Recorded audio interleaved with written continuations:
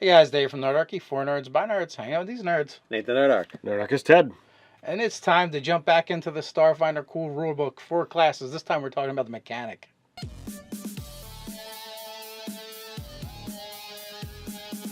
Jump down the description below where you can sign up for Nerdarchy, the newsletter, get weekly gaming tips, as well as learn how to game with us. So delving back into Starfinder, this time we're going into the classes, and we have the mechanic. So on page 68 of your trusty Starfinder guide.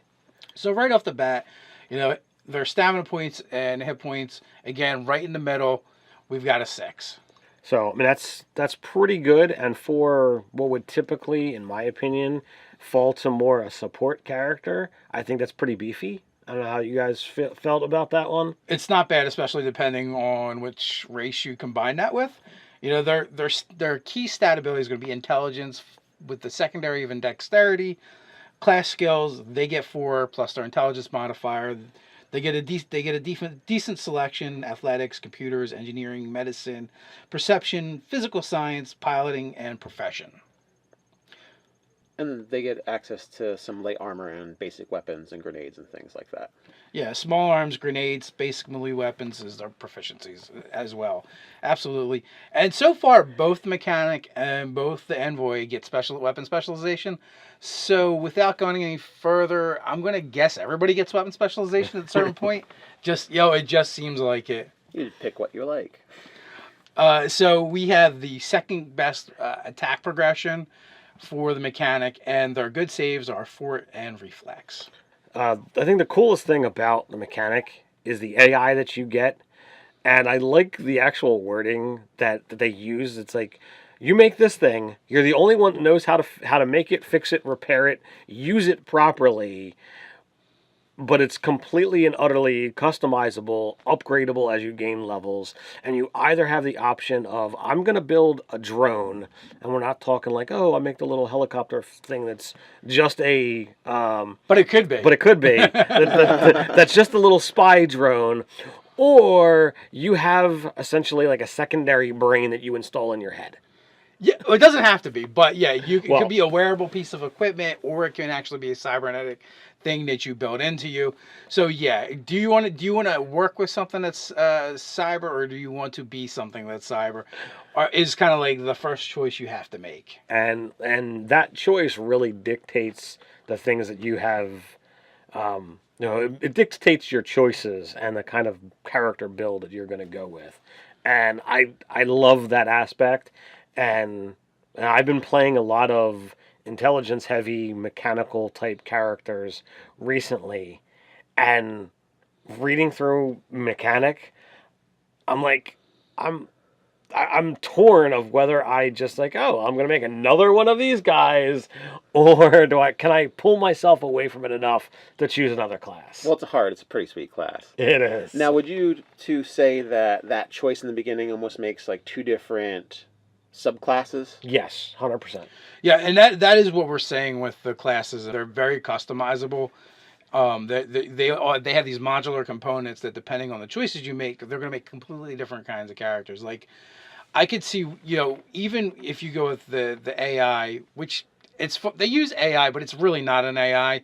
It really doesn't have much intelligence. It gets more as you go up in level, or more intelligence-like, but it's never truly like an independent AI. Right. So it's maybe more like machine learning or something. It's like it's more like more like an automated assistant than an automated intelligence. Yeah. Because it doesn't think for itself, but it aids you in any of the tasks that it's linked to.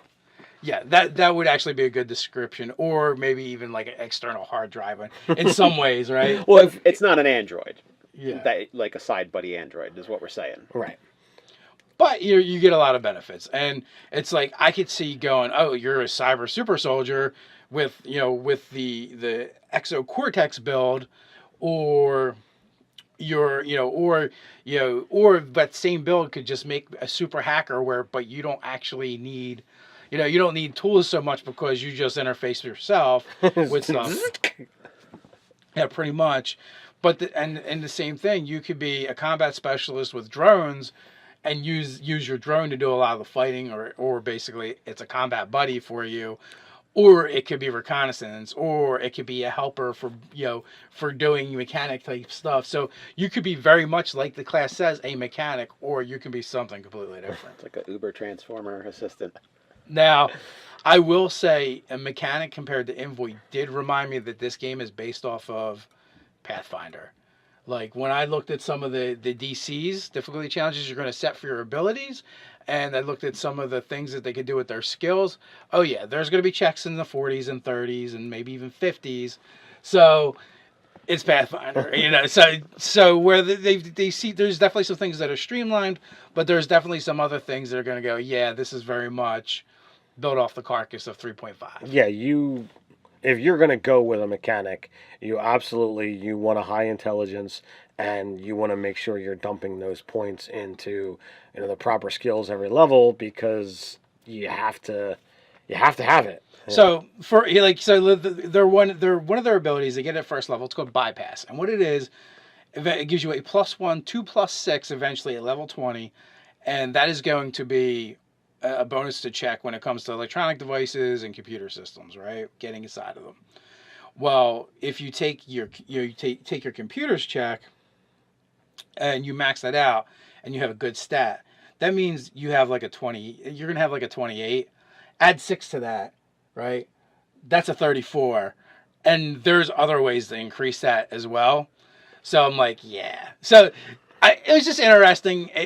It doesn't really matter so much. You just know that if you're compared to playing other games that are more streamlined, that this is gonna be a little bit different for you. But if you're familiar with Pathfinder and 3.5, you're coming home. Right. Yeah. Yeah. Essentially. So, like I said, very first level artificial intelligence. You got to track. Artificial intelligence at first level, you have to pick between your drone and your exocortex. Like we said, one is a helper brain that is either in you or near you, and one of them is just a helper. The other thing is bypass, which we kind of talked about a little bit, and then your custom rig, right? So your custom rig is another feature that's really cool, and this is like, well, I'm a craftsman and I have really cool tools for doing my job. So you can build them either off of a tool set that you already have, or like you can, like if you've got the exocortex, I think you can build it within there. And if you somehow damaged or lost yours, in an hour's work, you can be like, oh, well, I've got a set of, hacker tools right here. I mean, hours worth of work. Oh, I've got a set of, my rig again. So a big part of this class is going to be upgrading that artificial intelligence, upgrading your rig, mechanic tricks, as well as the overload ability. So, pretty much like in a nutshell, there's a bunch more things. Like every level you're getting cool stuff. But those things are the main things you're going to deal with. And mechanic tricks are going to kind of determine what kind of mechanic you are. Like, are you going to build the cyber super soldier, or are you going to be like, I fix ships, I get things going, I control machines? Like that's where that stuff's going to happen. So I think between your mechanics tricks and your AI, the amount of choices that you have, it's just pages and pages worth of stuff to read through. But all those choices are all built into the one class, and they run quite the spectrum, and it's impressive. I blew me away. So one of the cool things we mentioned overload, right? Well, that's an ability that keeps getting better. Well, we've played in Star Wars games where you've played the character where you're like a mechanic and you're like, this is a gun battle, I have nothing to do, and the GM in that game is like, well, there's a computer console, and you can take control of stuff if you wanted to do that. Well, this ability is that, right? It's not the GM going, hey, there's this thing you could do if you wanted to, or a player could be trying to be creative. It's going, nah, it's right part of the class. It's baked in. It's baked in. Like initially, like actual creatures and races like androids, you can't do anything to them, but eventually you get to a point where you can. So that's pretty cool. Like whether it's just shutting them down for a round or actually taking them over for a round. Man. And then there becomes some other things you can do with that. So if you go with your AI and you go Cortex, you don't really have a lot of choices at first level. It's just this is what you have. You're going to build your mechanics tricks around that, and basically it just makes you better at doing things. It's still really cool.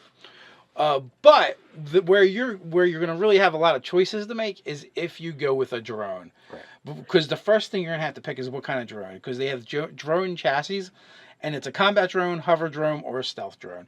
So basically, one of them is completely stealth and reconnaissance. One of them is more of your helper, your assistant for doing mechanic work. And the other one is, yeah, I'm going to kill stuff, and this guy's going to help me kill stuff. There's literally an ability. It's one of the mechanic tricks where you can meld with your drone. So like it becomes like a backpack or something. And in certain abilities that the drone has, you're going to actually be able to access and use them. Like if it has flying, like you could strap on your drone and use it as a jetpack. That is just It's like awesome. a utility pack altogether. It's a utility belt. So the mechanic, as far as I can see, is kind of a little bit like the Batman character for Starfinder. I mean, we haven't gotten the operative yet, which may also be the Batman. The operative so far, it's like, the mechanic is really leaning me towards there, but like before reading that, like the operative was the top on my list to play. But if we get into the actual themes, I think that we've done this with Envoy, and when we did the flip through, we talked about how cool it is to give us a combination, theme and class, and how they're different.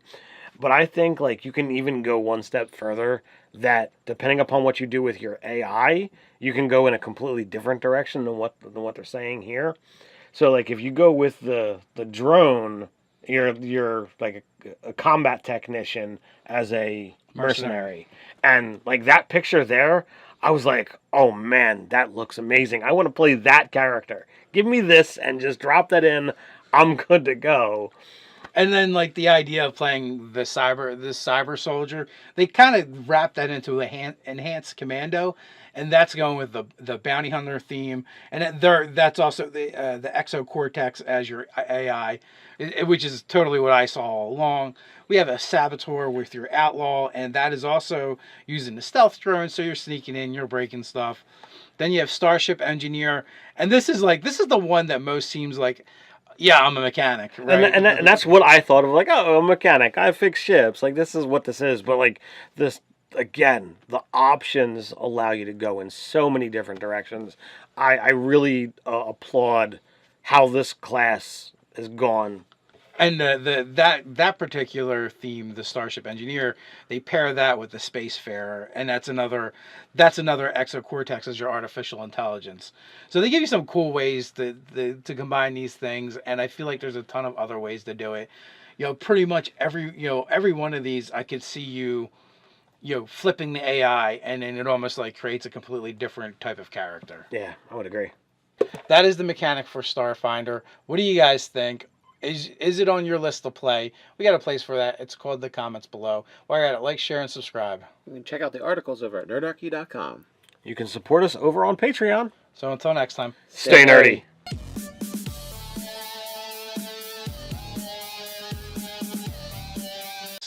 So, I mean, that's pretty good, and for what would typically, in my opinion, fall to more a support character, I think that's pretty beefy. I don't know how you guys felt about that one. It's not bad, especially depending on which race you combine that with.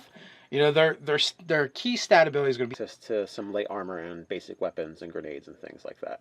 Yeah, small arms, grenades, basic melee weapons is their proficiencies as well. Absolutely. And so far, both the mechanic and both the envoy get special weapon specialization. So without going any further, I'm the intelligence with the secondary even dexterity. Class skills, they get 4 plus their intelligence modifier.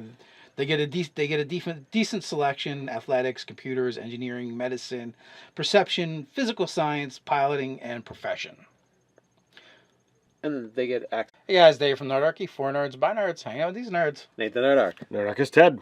And it's time to jump back into the Starfinder cool rulebook for classes. This time we're talking about the mechanic.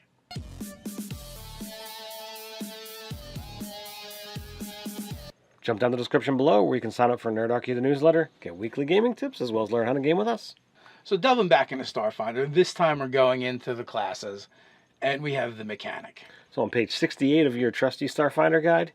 So right off the bat, the their stamina points and hit points, again, right in the middle, we've got a 6.